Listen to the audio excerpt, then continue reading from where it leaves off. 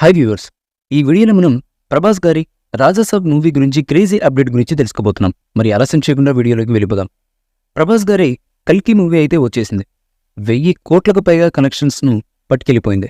దాంతో ఇప్పుడు అందరి చూపు ప్రభాస్ గారి నెక్స్ట్ సినిమా పైనే ఉంది. ఆ సినిమా మరేదో కాదు, ది రాజాసాబ్.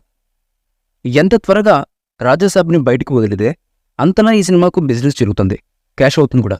ఈ విషయం నిర్మాత విశ్వప్రసాద్ గారికి తెలుసు. అందుకే ఈ సినిమా పనులను పరుగులెత్తిస్తున్నట్లుగా సమాచారం. అంతేకాదు ఈ సినిమా రిలీజ్ డేట్ కూడా ఫిక్స్ చేసినట్లుగా వార్తలు అయితే వినిపిస్తున్నాయి. ది రాజాసాబ్ సినిమా రిలీజ్ డేట్పై మీడియాలో చాలా రోజుల నుంచి రకరకాల ప్రచారాలు అయితే జరుగుతున్నాయి. ఈ సినిమాని 2024 రిలీజ్ చేస్తామని, కాదు 2025లో తీసుకువస్తారని వార్తలైతే వినిపిస్తాయి. దీంతో ప్రభాస్ గారి అభిమానులు ఇప్పటికీ ఈ విషయంలో అయోమయంలో అయితే ఉన్నారు. ఈ పరిస్థితుల్లో తాజాగా ది రాజాసాబ్ రిలీజ్ డేట్ గురించి ఓ న్యూస్ అయితే బయటకు వచ్చింది.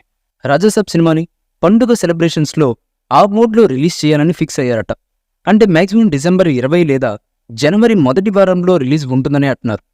సినిమా హిట్ అయితే సంక్రాంతికి కూడా క్యాష్ చేసుకునేలా ప్లాన్ చేస్తున్నారట. ఈలోగా వీలైనన్ని రోజులు కేటాయించి రాజాసాబ్ని ఫినిష్ చేయాలని ప్రభాస్ గారు చెప్పారట.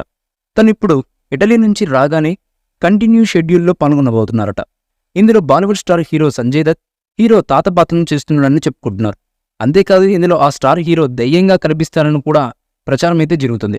దీంతో సంజయ్ దత్ పాత్రపై అంచనాలు భారీగా నెలకొన్నాయని చెప్పాలి.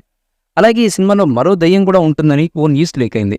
దీని ప్రకారం ఈ చిత్రంలో ఒక హీరోయిన్ కూడా దయ్యంగా కనిపించబోతుందట. ఇది సినిమాలో పెద్ద ట్విస్ట్ అని అంటున్నారు. దీంతో ఈ చిత్రంపై అంచనాలు భారీగా పెరిగిపోతున్నాయి. ఇక ఆగస్టులో అను రాఘపూడి చిత్రంకు డేట్స్ ఇవ్వబోతున్నారట ప్రభాస్ గారు. అలాగే ఆ తర్వాత సలార్ 2కు కూడా డేట్స్ ఇస్తారు. ఇలా వరుసపెట్టి ఒక సినిమా తర్వాత మరొకటి ఫినిష్ చేస్తారు. ది రాజాసాబ్ చిత్రంలో ప్రభాస్ గారి సరసన నిధి అగర్వాల్, మాలవిక మోహనన్ రిధీలు హీరోయిన్లుగా నటిస్తున్నారు. ఇందులో Bollywood senior star hero Sanjay దత్కు విలన్గా కూడా నటిస్తున్నారు.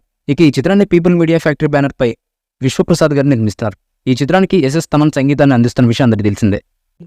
ఈ మూవీపై మీ అభిప్రాయాన్ని కామెంట్ బాక్స్లో తెలియజేయండి. ఈ వీడియో మీకు నచ్చితే లైక్ చేయండి, షేర్ చేయండి, కామెంట్ చేయండి. మరిన్ని అప్డేట్స్ కోసం మన ఛానల్ని సబ్స్క్రైబ్ చేయండి. అలాగే పక్కనే ఉన్న గంట సింబల్ని గట్టిగా టంగ్ టంగ్ అని కొట్టేసేయండి.